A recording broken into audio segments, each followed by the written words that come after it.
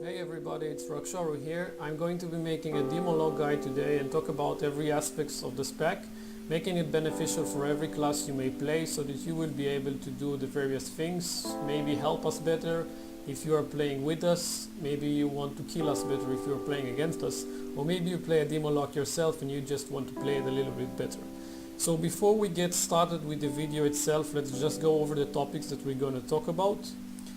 First things first is some basic guidelines of the spec in case you don't know it or don't play it yourself. Second, I will talk about the various talents. Third, we will go over a bit about glyphs and some stat priority. And in the end, I will leave it for some tips.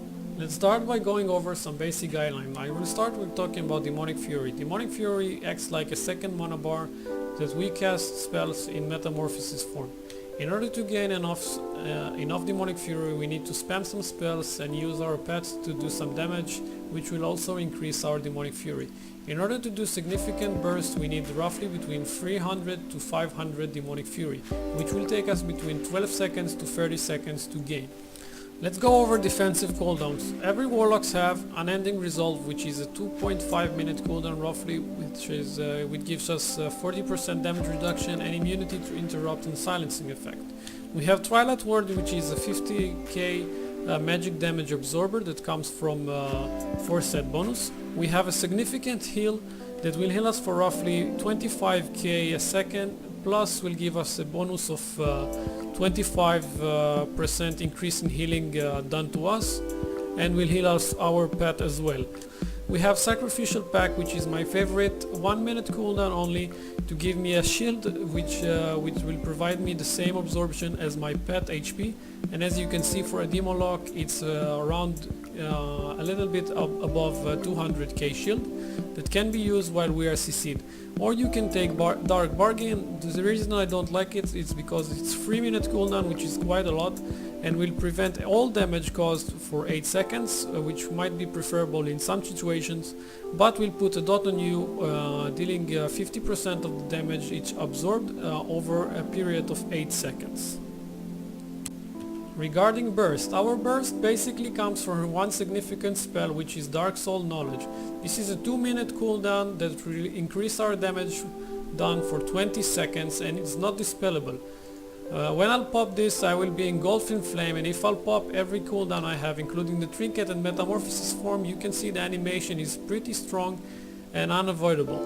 Also, if I'll pop my 2 strongest spells, which is Chaos Wave, their animation is really significant that there is no reason not to pop some kind of defensive cooldown when you see a warlock casting it. Also, a pretty good advice would be to CC them in that duration, because they can do significant amount of damage in that time.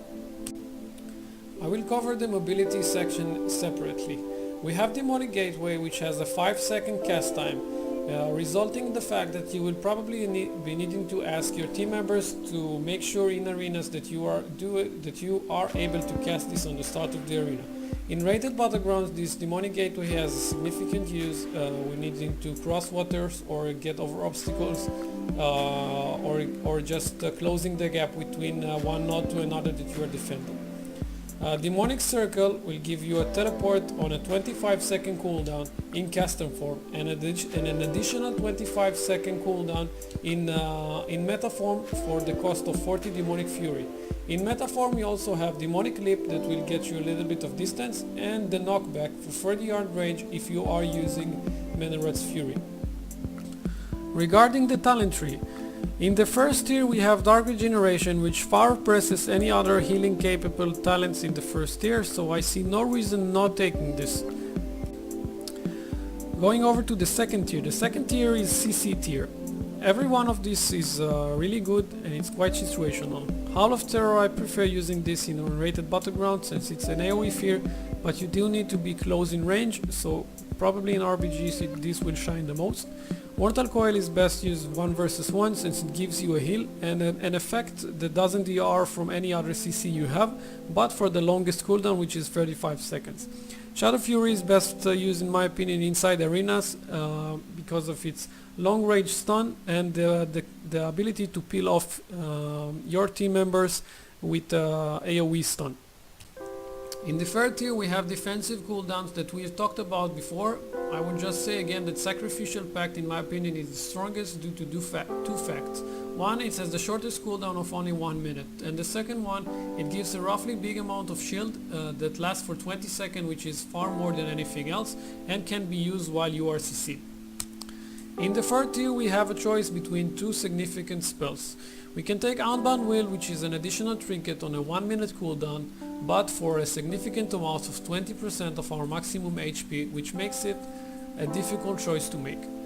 Burning Rush has no use in PvP, so I'll not talk about it anymore. Blood Fear is on a 10-second cooldown.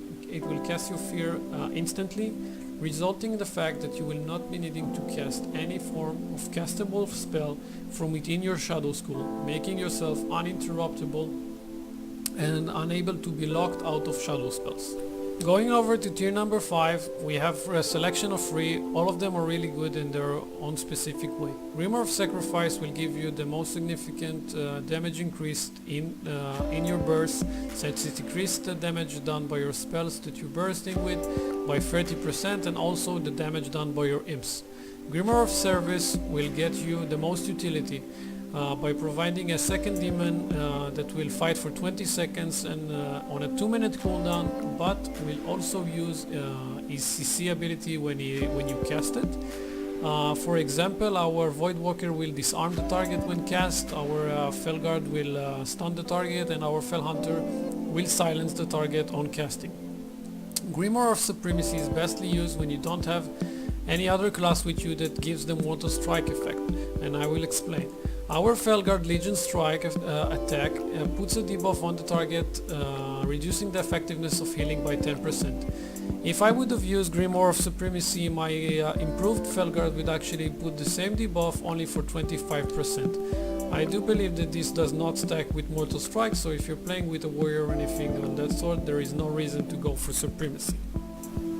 Going over the last tier, we have a choice between Archiman Vengeance, which is a damage reflection of 5% when off cooldown, or in a 2-minute cooldown for 8 seconds a 25% damage reflection, which is quite nice. Killjoy and Conning doesn't have any effect for Demonology Warlock, since we don't have any spells that we can cast, and via that we don't need anything that can be cast while moving.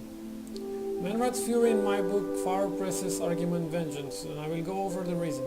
Menrad's Fury is increasing the area of effect of all the spells that we have by 500%.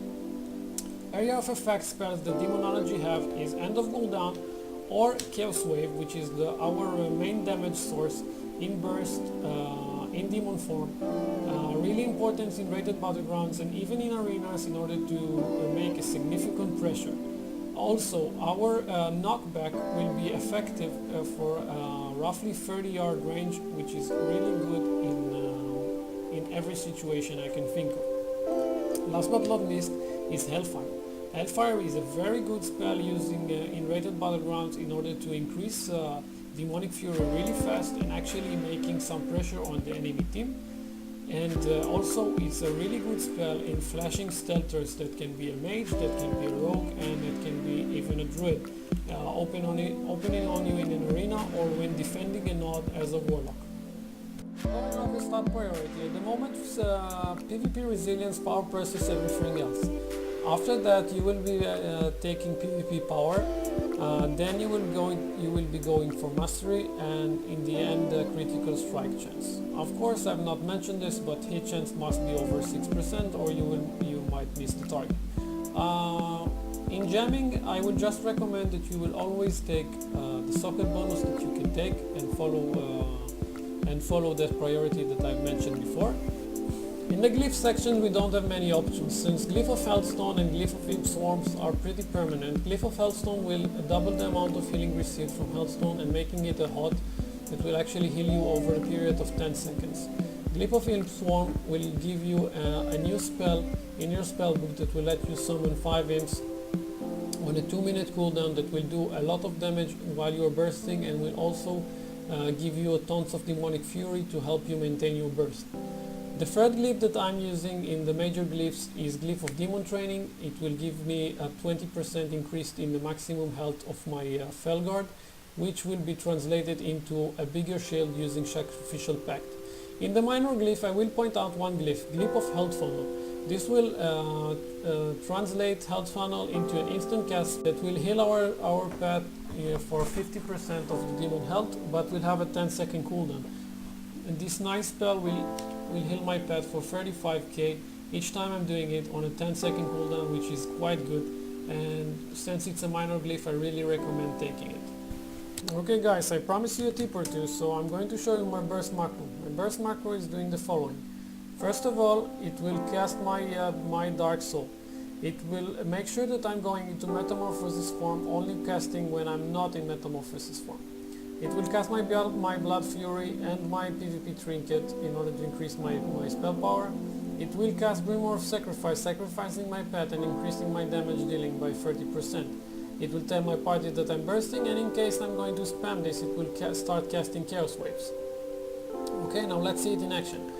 As you can see on my buffs here, it popped everything together, killing my pet and giving me the buff of Demonic Rebirth that will point out that I can instant summon my pet back.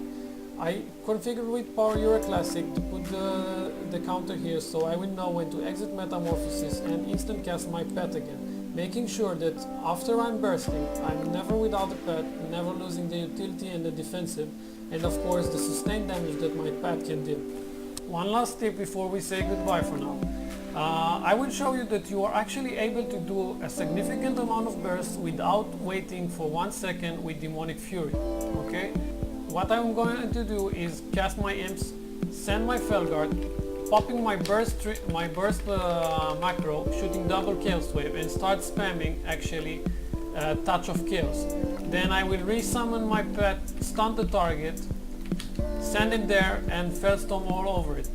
Okay, now as you can see, I did significant amount of damage during that time, and I was able to do that since when I'm sacrificing my own pet